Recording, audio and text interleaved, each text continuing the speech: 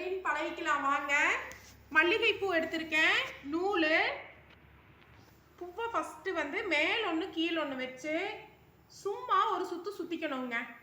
அப்புறம் நூலை இப்படி ரொட்டேட் பண்ணணும். ரொட்டேட் பண்ண பக்கம் உள்ளே போட்டு இப்படி இழுத்துறணும். மேலே ஒரு பூ, கீழே ஒரு பூ, அடிப்பக்கம் நூல் இருக்கும். அதை ஒரு சுற்று சும்மா, ரெண்டாவது சுற்றுக்கு விரலை இப்படி சுற்றிக்கணும். சுற்றி இவ்வளவுதாங்க. பூவை கீழே மேலே வச்சுக்கணும், நூல் கீழே இருக்கணும். ஃபஸ்ட்டு சுற்று பூவை சும்மா சுற்றணும்.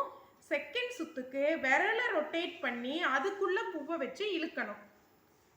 பூ எடுத்துக்கணும்,